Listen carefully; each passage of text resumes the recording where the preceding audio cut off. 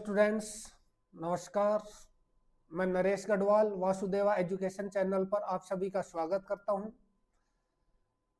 इस चैनल पर अभी तक आपने ज्योग्राफी की जो क्लासें देखी थी उन्हीं को आगे बढ़ाते हुए आज कुछ नए टॉपिकों की चर्चा करते हैं। इन नए टॉपिकों के अंतर्गत आपको क्लास 11th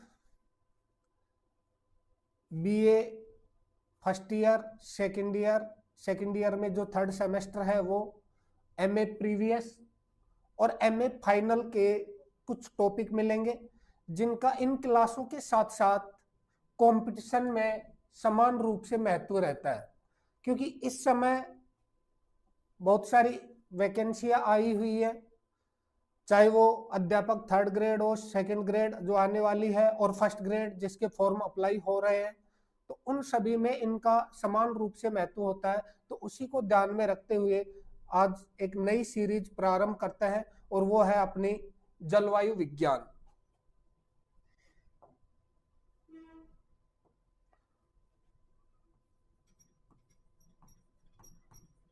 जलवायु विज्ञान या क्लाइमेटोलॉजी।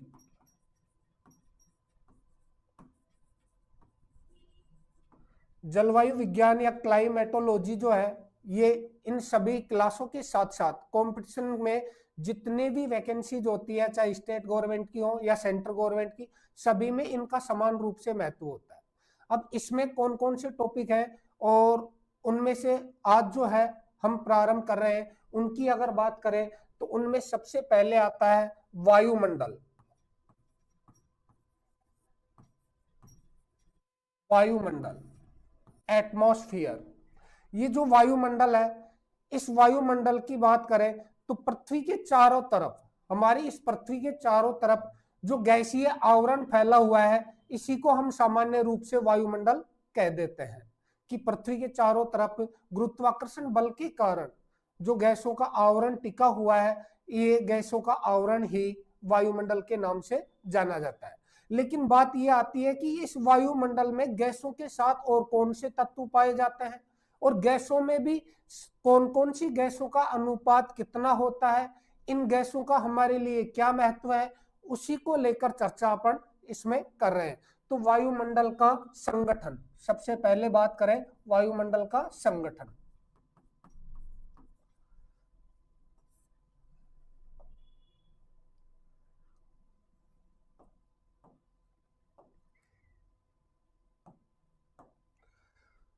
वायुमंडल का संगठन, वायुमंडल के संगठन की बात करें तो वायुमंडल के संगठन में मूल रूप से 3 प्रकार के तत्वों को शामिल किया जाता है।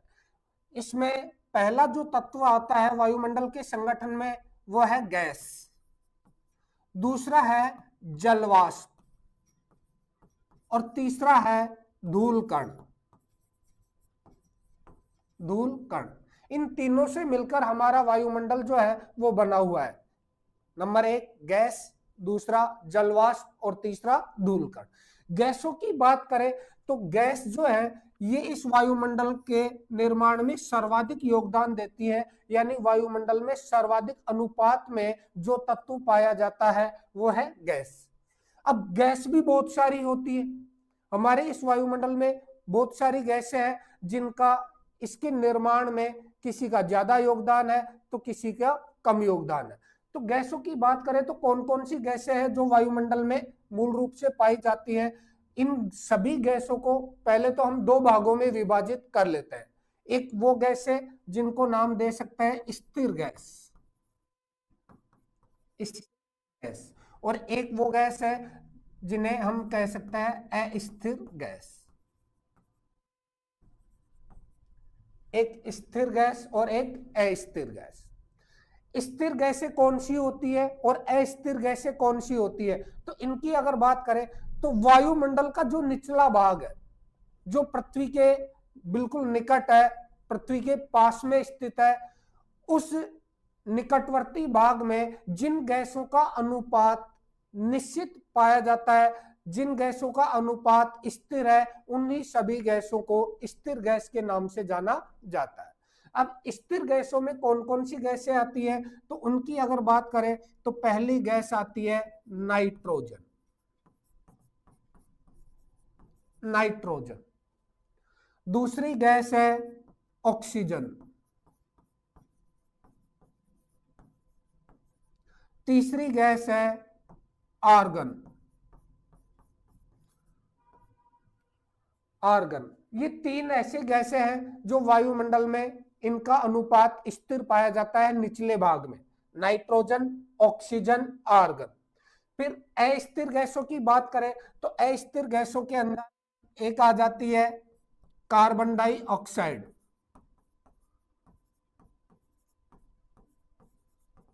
Carbon dioxide. एक आ जाती है ओजोन। एक आ जाती है नियॉन। एक आ जाती है हाइड्रोजन, क्रिप्टॉन। तो ये बहुत सारी गैसें हैं जिनका वायुमंडल में जो अनुपात है वो अस्थिर होता है। अस्थिर गैसें carbon dioxide, ozone, neon, helium, hydrogen, krypton. जबकि स्थिर गैसों की बात करें तो स्थिर गैसों में एक आती है नाइट्रोजन, ऑक्सीजन और आर्गन। ये तीनों गैसें हैं जो स्थिर अनुपात में वायुमंडल में पाई जाती है।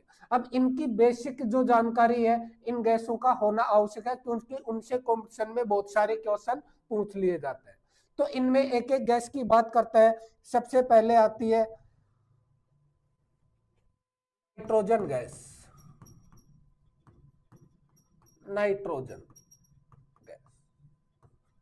नाइट्रोजन गैस की बात करें तो वायुमंडल में सर्वाधिक अनुपात में पाई जाने वाली जो गैस है वो है नाइट्रोजन। इस गैस का वायुमंडल में अनुपात होता है 78.08%। हमारे संपूर्ण वायुमंडल में सर्वाधिक मात्रा में पाई जाने वाली जो गैस है वो है नाइट्रोजन गैस और इसका अनुपात होता है 78.08%। ये जो गैस है ये एक भारी गैस है। भारी गैस है और भारी गैस होने के कारण ये वायुमंडल के निचले भाग में ही मूल रूप से ये कहूं 120 किलोमीटर की ऊंचाई तक पाई जाती है। धरातल से, पृथ्वी की सतह से ऊंचाई की ओर जाते हैं तो 120 किलोमीटर की ऊंचाई तक इस गैस का जो आवरण है वो अधिक पाया जाता है। इस गैस का अनुपात है वो अधिक पाया जाता है 78.08%। ये नाइट्रोजन जो गैस है इसकी खोज की थी रदरफोर्ड ने। रदरफोर्ड ने और वो भी 1772 में। खोजकर्ता इसके कौन थे? रदरफोर्ड थे। 1772 में इन्होंने इस गैस की खोज की थी। ये नाइट्रोजन गैस पृथ्वी तल पर पाए जाने वाले सभी जीवों के लिए महत्वपूर्ण है, चाहे फिर उसमें वनस्पति आ जाए, जीव जंतु आए और मानव आए। मूल रूप से जीवों के अंतर्गत वनस्पति, जीव जंतु और मानव को शामिल किया जाता है। इसमें वनस्पति जो है ये तो नाइट्रोजन के जो विभिन्न यौगिक है उन यौगिकों के रूप में इसको प्राप्त करती है, जबकि जीव जंतु और जो वो नाइट्रोजन का परिवर्तित रूप प्रोटीन के रूप में प्राप्त करते हैं।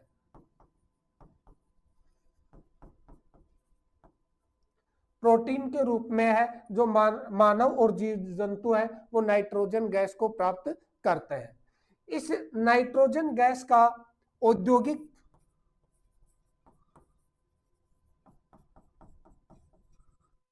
उपयोग भी है,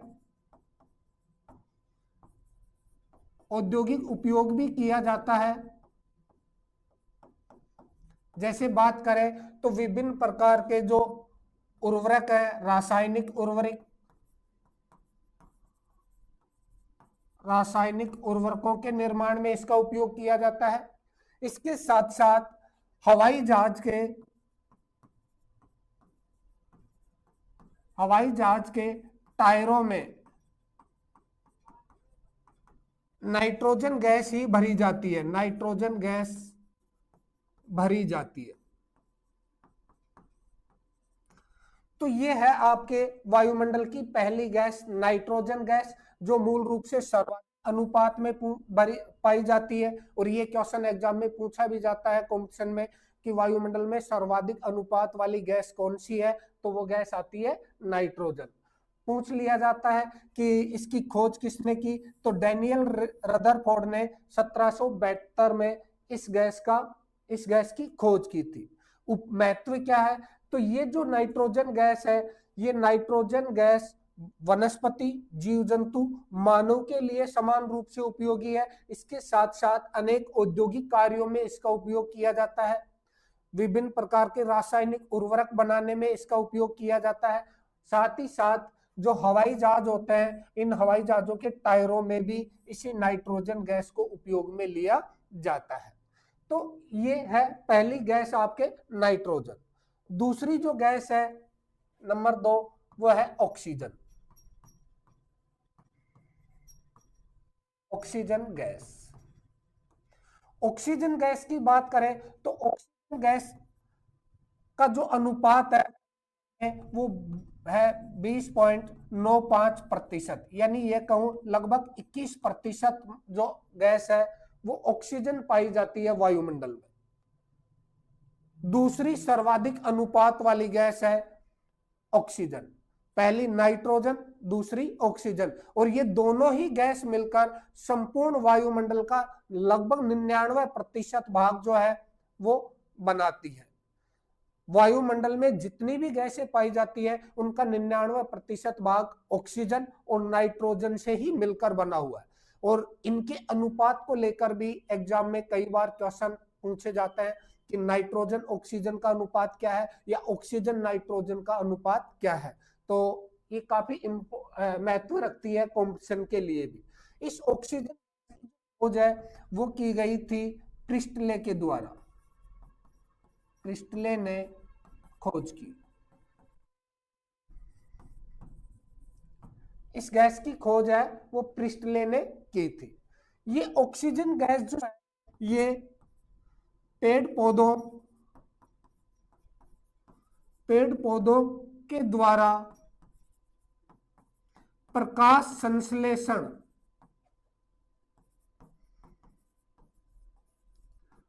संश्लेषण की क्रिया द्वारा छोड़ी जाती है।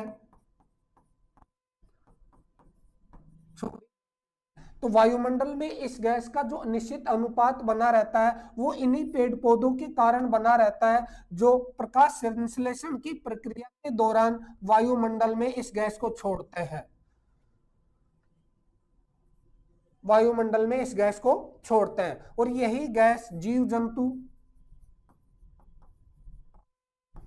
व मानव के द्वारा श्वसन क्रिया में प्राप्त की जाती है। इसके अतिरिक्त ऑक्सीजन गैस की अगर और बात करें तो ये भी नाइट्रोजन गैस के समान भारी गैस है। नाइट्रोजन गैस भारी थी, वायुमंडल में मात्र 120 किलोमीटर की ऊंचाई तक पाई जाती थी। ठीक उसी प्रकार से ऑक्सीजन गैस भी जो है भारी गैस होने के कारण इसका अधिकतम विस्तार 100 किलोमीटर की ऊंचाई तक पाया जाता है। लेकिन मूल रूप से अगर देखें तो इसका अधिकांश भाग वायुमंडल के निचले भाग में यानी क्षोभ मंडल और समताप मंडल में ही अधिकांश रूप में ये पाई जाती है 20 किलोमीटर की ऊंचाई तक। फिर भी अल्प मात्रा में ये 100 किलोमीटर की ऊंचाई तक देखने को मिल सकती है। ये ऑक्सीजन जो गैस है, इस ऑक्सीजन गैस का उपयोग कृत्रिम ऑक्सीजन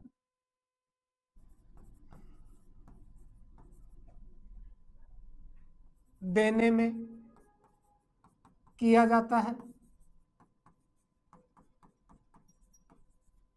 जो हॉस्पिटलों के अंदर, अस्पतालों के अंदर जो पेशेंट्स हैं उनको कृत्रिम रूप से ऑक्सीजन दी जाती है, तो उसके अंतर्गत भी ऑक्सीजन का उपयोग किया जाता है। इसके अतिरिक्त गैस वेल्डिंग, गैस वेल्डिंग में इस गैस का उपयोग किया जाता है। और सबसे अच्छी बात है कि ये गैस जो है स्वयं जलती नहीं है, स्वयं जलती नहीं है, लेकिन जैविक ईंधन को, जैविक ईंधन, ईंधन में बात करें कोयला, लकड़ी, इनको जलाने में सहायक है, जलाने में सहायक है। तो ध्यान रहे, ऑक्सीजन गैस के बिना पृथ्वी तल पर जैविक ईंधन को जलाया नहीं जा सकता। कोयला है, लकड़ी है, अन्य जो भी इसके रूप हैं, जैसे और बात करें तो पेट्रोल, डीजल, ये भी जैविक ईंधन के अंतर्गत आते हैं। तो इन सभी को जलाने में इस ऑक्सीजन गैस का विशेष महत्व है। उसके बाद तीसरी जो गैस पाई जाती है वायुमंडल में, वो तीसरी गैस है आर्गन गैस। आर्गन गैस, इस आर्गन गैस की अगर बात करें तो ये एक निष्क्रिय गैस है, निष्क्रिय या अक्रिय गैस है।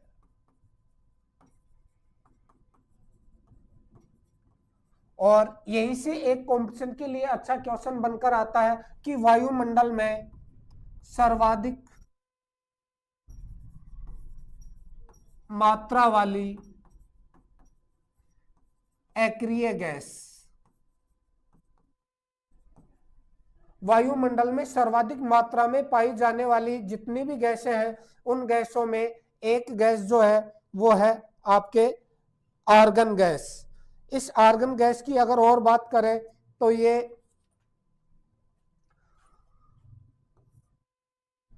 इसका जो अनुपात है वायुमंडल में, यह है 0.934%।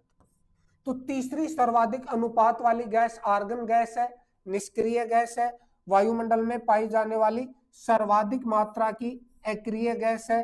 तो ये क्वेश्चन यहां से पूछा जाता है कई बार। इस ऑर्गन गैस का उपयोग भी, उपयोग की अगर बात करें तो खाद्य सामग्री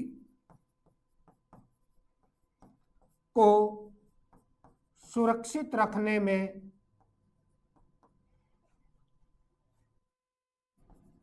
में उपयोग किया जाता है, उपयोग किया जाता है। तो ये तीसरी गैस है। ये तीन गैसें हैं आपकी। नंबर एक आई नाइट्रोजन, सर्वाधिक अनुपात 78.08% या लगभग इसको 78% मान लिया जाता है। दूसरी जो गैस है वो है आपके ऑक्सीजन, इसका अनुपात 21% या 20.95% होता है। और तीसरी जो स्थिर गैस है वो है आर्गन गैस।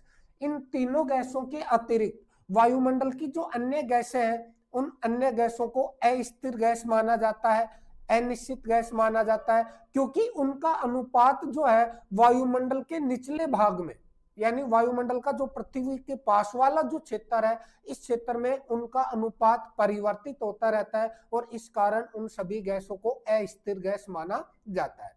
तो अस्थिर गैसों की अगर बात करें तो अस्थिर गैसों में पहली गैस आ जाती है, नंबर 4 इसको रखें तो यह है carbon dioxide gas. Carbon dioxide gas,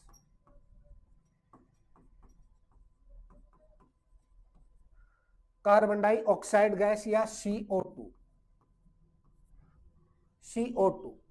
इस कार्बन डाइऑक्साइड गैस की बात करें तो इसका जो वायुमंडल अनुपात है,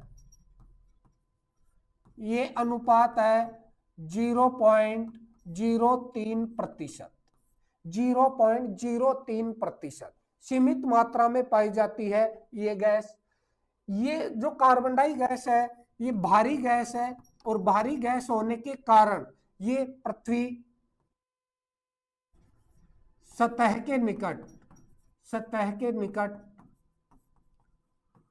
20 किलोमीटर की ऊंचाई तक 20 किलोमीटर की ऊंचाई तक पाई जाती है। वायुमंडल में इस गैस का जो विस्तार है कार्बन डाइऑक्साइड गैस का, ये मात्र 20 किलोमीटर की ऊंचाई तक पाई जाती है। ये कहूं कि इन सभी गैसों में सबसे भारी गैस है वो कार्बन डाइऑक्साइड गैस है, जो सबसे निचले भाग में विशेष रूप से पाई जाती है। इसका जो अनुपात परिवर्तित होता रहता है, और इसी कारण इसे अस्थिर गैस माना जाता है, अस्थिर गैस। अब बात यह आती है कि ये कार्बन डाइऑक्साइड गैस है, इसका अनुपात परिवर्तित कैसे होगा, यानी अस्थिर गैस क्यों है, इसका अनुपात बदलेगा कैसे। तो इस कार्बन डाइऑक्साइड गैस का जो उत्सर्जन है, इस गैस का जो उत्सर्जन है वो होता है जैविक ईंधन के जलाने से। और जब से औद्योगिक विकास हुआ है इस पृथ्वी तल पर 1850 के बाद, तो विभिन्न प्रकार की औद्योगिक इकाइयों के साथ साथ परिवहन के साधनों का ज्यादा उपयोग बढ़ा है, और इन सभी के अंदर मूल रूप से जैविक ईंधन या तो कोयला, पेट्रोल, डीजल, इन्हीं का उपयोग किया जाता है। जितनी ज्यादा मात्रा में हम इन जैविक ईंधनों का उपयोग करेंगे, उतनी ही अधिक मात्रा में इस कार्बन डाइऑक्साइड गैस का उत्सर्जन होगा, वायुमंडल में इसका अनुपात बढ़ेगा। अब इस कार्बन डाइऑक्साइड गैस की अगर बात करें तो ये जो गैस है वो सूर्य से आने वाली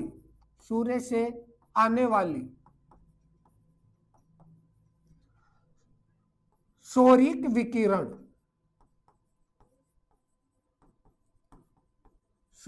विकिरण के लिए पारगम्य होती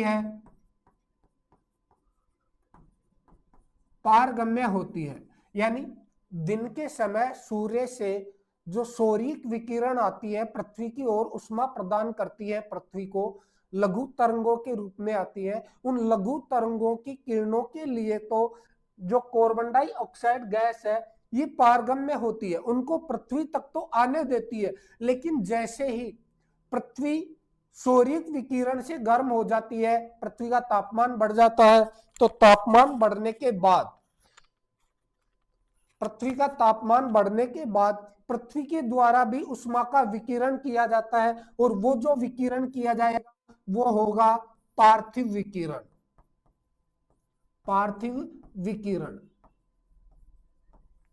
इस विकिरण जो है ये दीर्घ तरंगों के रूप में होता है। सूर्य से आने वाली किरणें यानी सौरिक विकिरण लघु तरंगों के रूप में आती है। पृथ्वी से पार्थिव विकिरण जो होता है वो दीर्घ तरंगों के रूप में होता है, और इन दीर्घ तरंगों के लिए CO2 गैस अपारगम्य होती है, और इसी कारण पृथ्वी का जो औसत तापमान है वो 15 डिग्री सेल्सियस बना रहता है। तो ऐसे में इस कार्बन डाइऑक्साइड गैस को हरित ग्रह गैस कहा जाता है। हरित ग्रह गैस कहा जाता है, जो भूमंडलीय तापन या ग्लोबल वार्मिंग के लिए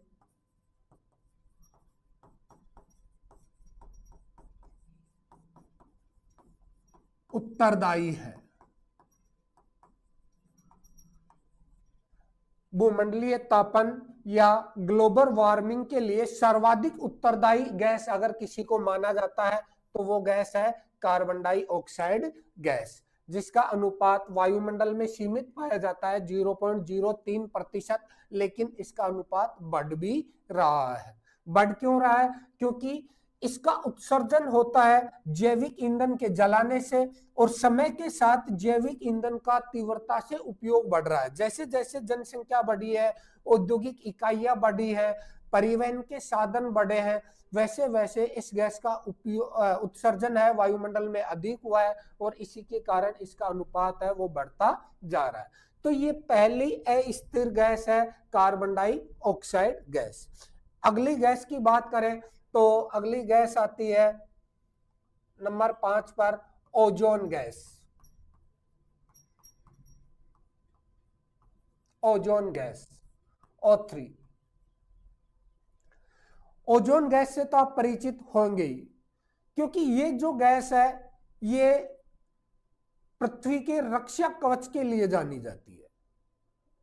क्यों जानी जाती है? इसके पीछे का कारण भी आप जानते होंगे कि ओजोन गैस जो है, पहली बात तो ये करें कि ओजोन गैस है हमारे इस वायुमंडल में दो भिन्न क्षेत्रों में पाई जाती है।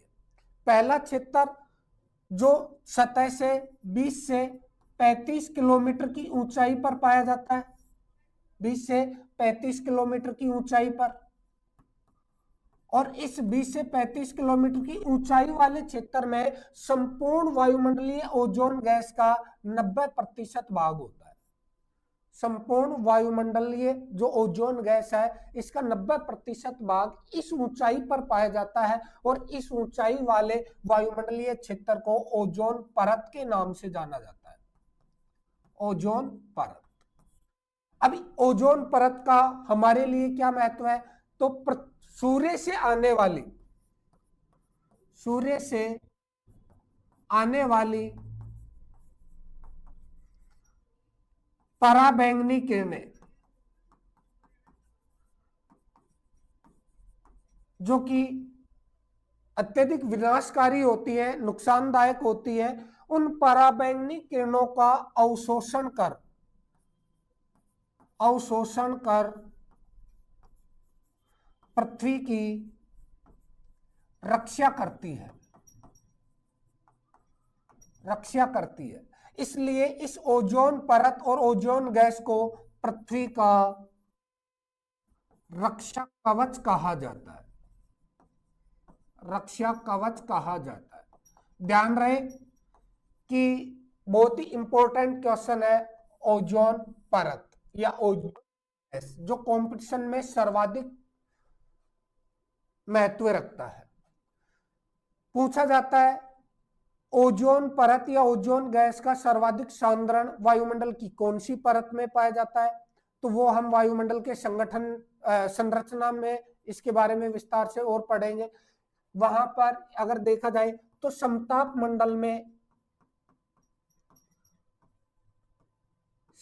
मंडल में ये ओजोन परत है वो पाई जाती है। समताप मंडल जो कि पृथ्वी पर स्थित दूसरा वायुमंडलीय परत है, क्षोभमंडल के ऊपर स्थित है समताप मंडल। इस गैस का महत्व क्या है? तो सूर्य से आने वाली जितनी भी हानिकारक पराबैंगनी किरणें हैं उन पराबैंगनी किरणों को अवशोषित कर उन्हें पृथ्वी पर आने से रोकती है, और पृथ्वी पर आने से रोकेगी मतलब उन किरणों से पृथ्वी की रक्षा करेगी। इसे पृथ्वी का रक्षा कवच कहा जाता है। अब ये जो 20 से 35 किलोमीटर की ऊंचाई पर जो ओजोन गैस है, इस गैस गुड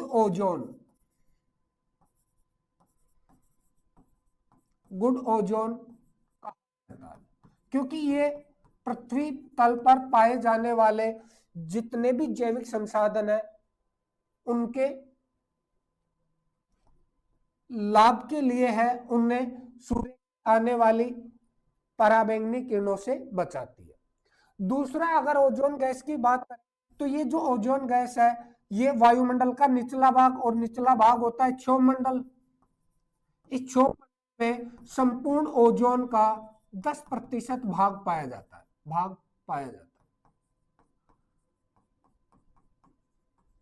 संपूर्ण ओजोन गैस का 10% भाग क्षोभ मंडल में पाया जाता है और क्षोभ मंडल में पाई जाने वाली ये जो ओजोन गैस है ये हरित गृह गैस मानी जाती है,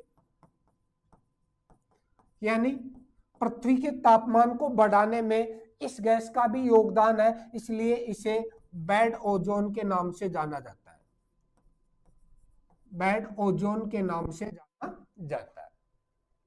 लेकिन जिस प्रकार से मानव ने तकनीकी विकास को बढ़ावा दिया है, इस तकनीकी विकास के दौरान उसने इस ओजोन गैस को विशेष रूप से नुकसान पहुंचाया है, क्योंकि जो मानव द्वारा उपयोगी जो अवशीतन उपकरण है, रेफ्रिजरेटर, फ्रिज वगैरह है, इनके द्वारा एक विशेष गैस का उत्सर्जन किया जाता है, CFC, क्लोरोफ्लोरोकार्बन। और ये क्लोरोफ्लोरोकार्बन जो है इसका उत्सर्जन अधिक होने के कारण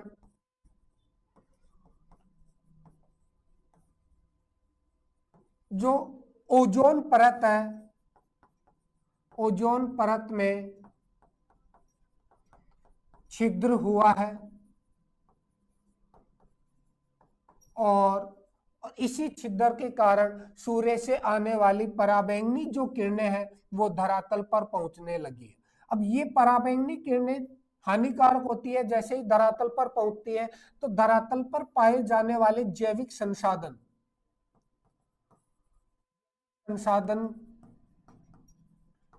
के लिए विनाशकारी है। जैसे त्वचा कैंसर को बढ़ावा मिला है पराबैंगनी किरणों के आने के कारण। तो इस प्रकार से हमारे इस वायुमंडल के संगठन में सर्वाधिक योगदान देने वाला जो तत्व है वो है गैस। और गैसों में भी बहुत सारी गैसें हैं जो वायुमंडल में पाई जाती है, लेकिन विशेष रूप से जिन गैसों की हमने बात की है वो है नाइट्रोजन, सर्वाधिक अनुपात वाली गैस, दूसरी ऑक्सीजन, दूसरा सर्वाधिक अनुपात वाली गैस, तीसरी आर्गन, जो तीसरी सर्वाधिक अनुपात वाली गैस। ये तीनों स्थिर गैसें हैं। इन स्थिर गैसों के अतिरिक्त कुछ अस्थिर गैसें हैं, जिनमें एक आ गया CO2 कार्बन डाइऑक्साइड गैस, एक आ गया ओजोन गैस। ये दोनों गैसें वायुमंडल में सर्वाधिक परिवर्तनशील गैस है, इनका अनुपात बदलता रहता है।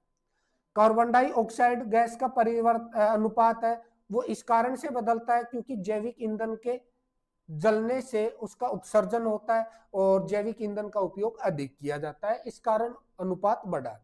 दूसरा, ओजोन गैस का जो अनुपात है वो बदलता है, किसके कारण? इस CFC के कारण। ये जो CFC है इसका उत्सर्जन जैसे जैसे बढ़ता जा रहा है इस ओजोन परत में छिद्र हो रहा है। इन सभी गैसों के साथ साथ नियॉन,